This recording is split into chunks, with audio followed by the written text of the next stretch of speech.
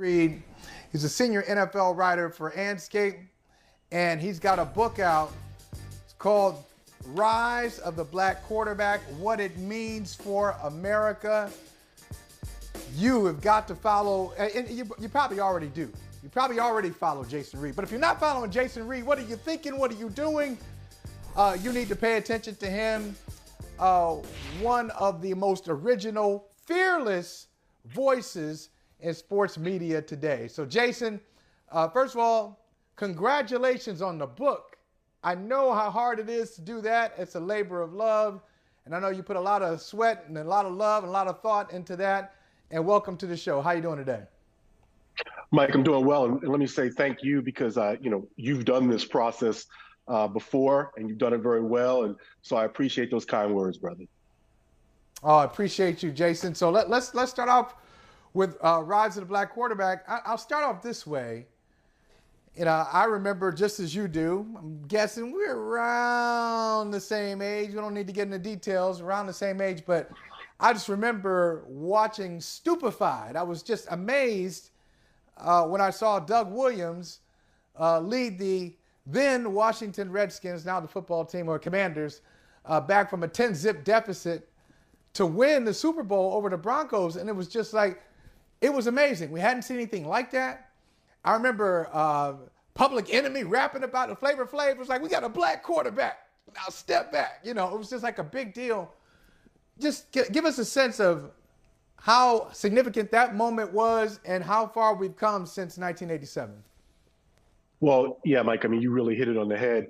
For Black America, and especially for Black men, that was almost, I don't think I'm overstating this, almost a religious experience, because we were told for so long that quarterback, the ultimate leadership position, the position that's a uniquely American leadership position, everything that it signifies about masculinity and intelligence and the ability to inspire others, that we were told that Black men could not occupy that position because we were too stupid and too lazy and just not worthy of even being in that conversation to play that position. So yeah, we're of the same age. And I just remember when Doug Williams became the first Black man to start in the Super Bowl and win the game's MVP award as the Washington Redskins crushed the Denver Broncos, watching that with my brothers and older men in our family, when I was a kid, just the feeling that inspired. And I remember everybody went out on the block after that game was over, and we were all just celebrating because it was almost like a burden had finally been lifted. And, to your other part of your question about where we've come such a long way. I like to tell people now, we are now in the era of the black quarterback in the NFL. You look at the pipeline, the traditional powers in college, the Alabamas, the USCs, the Ohio States, all led by superstar black quarterbacks. You, like me, we're old newspaper guys. We broke into the business, covering high schools and right, recruiting and all that type of thing. You look at all those elite quarterback camps. I remember when I was starting out, you'd never see black faces. Black faces, 4- or 5-star prospects everywhere, youth football. So the pipeline is strong and it's coming. And Mike, I would not be surprised if in another 5 to 10 years, there were as many as 16 superstar black quarterbacks leading NFL teams. And I'd love to say, Jason, that, oh yeah, that moment we talked about with Doug Williams, oh, that changed everything. Now that everybody saw it, okay, people are going to go out, they're going to invest in black quarterbacks. They're going to turn their teams over to these leaders, to these field generals. It didn't quite happen like that. What would you say got us here? It wasn't necessarily Doug Williams. That was eye-opening, as you said, religious experience. That wasn't the turning point. What was the turning point where the league and general managers and coaches and said, okay, we're going to trade up for Trey Lance. We're going to go get Lamar Jackson. We're going to, Patrick Mahomes. We're going to trade up for Mahomes. We're going to trade up for Deshaun Watson. How do we get to this point? Yeah, it wasn't. Doug didn't do that because a lot of team owners and team executives looked at it as like a one-off. Well, yeah, this black quarterback did that in that game, but that wasn't something that they thought could happen consistently. So it was a seminal moment, but it wasn't the breakthrough moment. What I attribute the breakthrough to is Warren Moon, who didn't get drafted in 1978, despite being the co-player of the year in the Pac-8 conference at that point, despite leading Washington to a Rose Bowl win, has to go to Canada to further his quarterback ambitions, lights it up in Canada, finally gets signed as a free agent with the Houston Oilers. And after a transition period, a rough transition period, he becomes a perennial Pro Bowler. He finishes high in the MVP voting. So this is the late 1980s, early 1990s. Then we see Randall Cunningham, the ultimate weapon, a second-round draft pick out of the University of Nevada, Las Vegas. Finally gets in there as a starter with the Eagles and does things that the league had never seen. So seminal moment with Doug Williams, but just the beginning. Then Warren Moon and Randall Cunningham, those two guys together move us into the late 1990s when there's finally a tacit acknowledgement by the league in the 1999 NFL draft when 3 black quarterbacks are selected, Donovan McNabb, Dante Culpepper, and Akili Smith, a tacit acknowledgement that, okay, these guys can play and help us make money. We got to bring them in here in larger numbers. So when there's a rise, there's still some issues that you have to deal with on your way to the top. And what would you say those issues are now? Because we've got some contemporary issues. We've got quarterbacks now who are highly regarded on the field, but they still have to deal with certain criticisms, certain scrutiny that their white counterparts don't. What do you see there? Well, let me put it in Patrick Mahomes' words that, Patrick Mahomes, great quarterback, a guy who's one of the top 3 quarterbacks in the league, has a Super Bowl trophy, Super Bowl MVP award, league MVP award. But he said it recently that, black quarterbacks have had to fight to be here. And we've proven that we should have been here all along. But sometimes the criticism about us doesn't sound quite the same way it does about people who don't look like us. Anonymous quotes basically saying that he's a one-read quarterback, which is ridiculous. Anonymous quotes saying that it doesn't matter if Lamar Jackson wins 12 MVP awards, he's still not a top-tier quarterback. I mean, we see these things. So although there's been a ton of progress made, and like I said, I do believe we are in the era of the black quarterback and it's only going to get bigger and better, still progress is not perfection. Yeah, let's talk about that. The Mahomes thing, that just blew my mind. And look, as you said, we came up in the newspaper business, and so there's kind of like this tradition where we don't necessarily attack our colleagues, but it's made me wonder. I know it was anonymous quotes in The Athletic.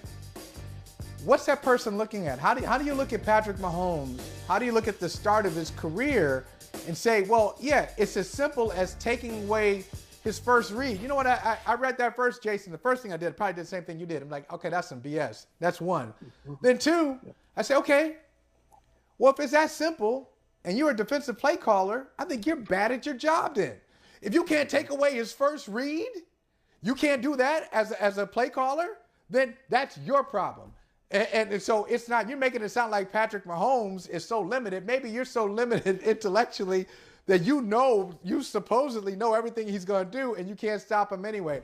I just don't understand how we got to that point. And I know it's just one anonymous quote, but it was really infuriating to me.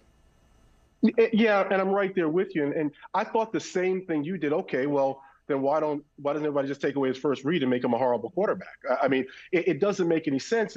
And to that point, in the history of the Super Bowl era, Ken Stabler of the Oakland Raiders, the Hall of Fame quarterback from the Raiders, had the best record of any quarterback through 50 starts at 40 wins, 9 losses, and 1 tie. You know who's second on that list? Patrick Mahomes at 40-10. So how are you telling me that if you take away his first read and he has to play quote-unquote street ball, which is more coded language, that the Chiefs then lose? Here's the thing. With Patrick Mahomes, the Chiefs don't lose. It doesn't make any sense. And real quick, the point you just made about not wanting to criticize our colleagues, as old newspaper guys, we know we're our first editors. Before we turn in our stories to our editors, we self-edit. And my whole thing about those quotes is like, if you just examine the quotes on their face, they don't make any sense. Now, if you're looking to just get clicks, okay, fine, you put it out there because it's incendiary language and it's anonymous, so it's gutless. But if you really break down those quotes, they simply don't make sense. I'll tell you what else doesn't make sense, and I'm wondering how they got to this point. You talk about Kyler Murray, #1 overall pick, and as he pointed out in a press conference, we'll say why he even pointed this out in the press conference. Hey, I got drafted in the NFL and in Major League Baseball. At my size, especially in football, to do what I do, it takes a lot of thought. It takes a lot of preparation. I just can't just wake up here and be great. he had to say that because the Arizona Cardinals, put this clause in his contract that he needed to have some extra study time. And I guess just a couple of things on this. One, what's up with that clause? What do you think about that? And two, do you think anybody, whether it was Murray's agent or anybody with the Cardinals, just took the time to say, you know what?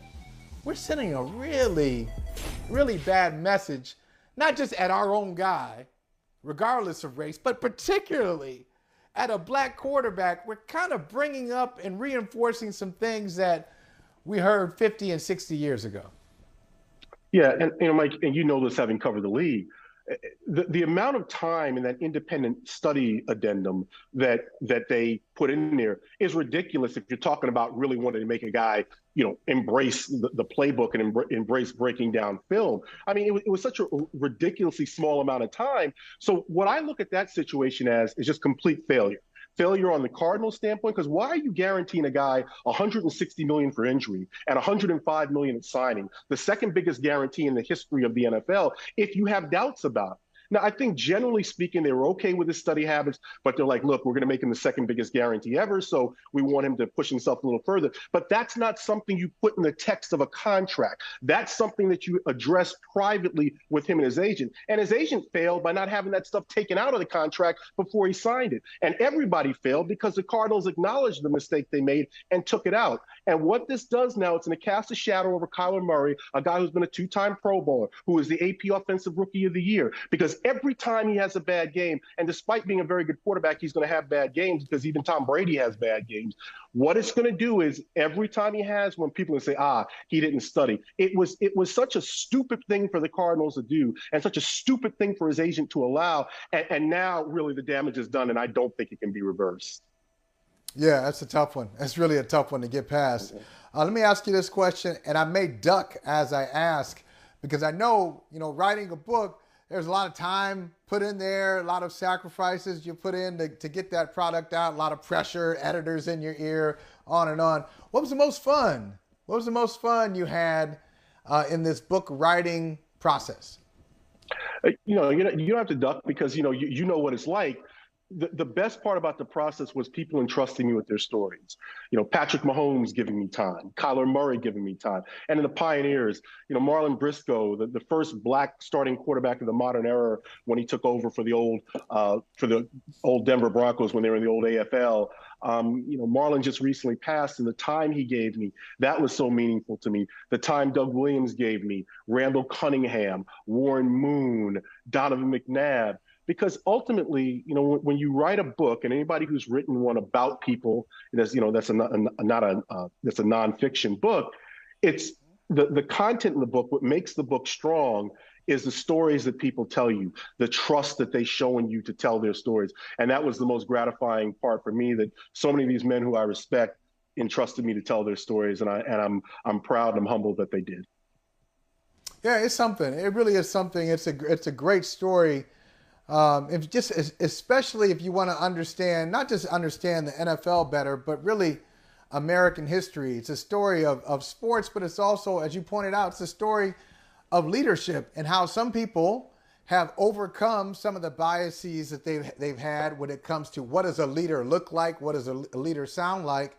And some people just get stuck.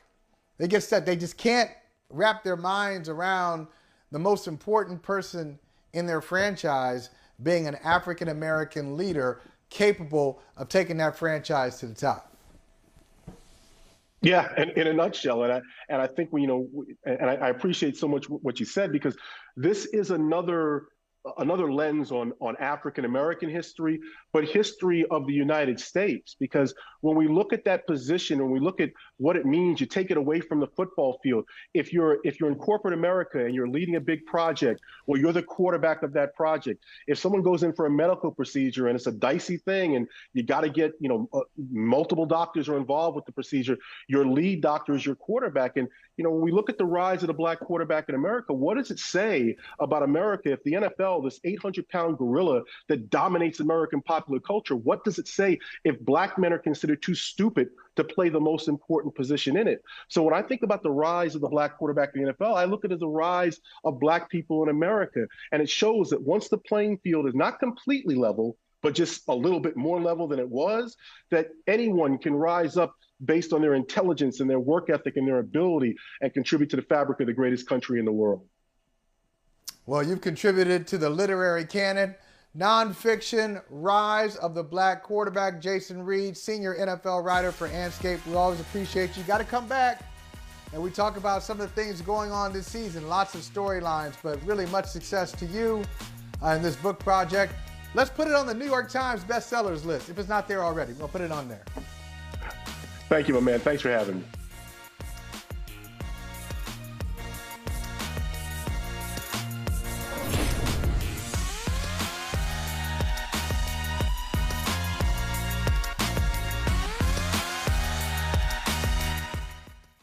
Hey, thanks for watching Brother from Another on YouTube. Make sure you hit subscribe before you leave, and be sure to watch us 3 to 5 p.m. Eastern Time on Peacock. Appreciate you.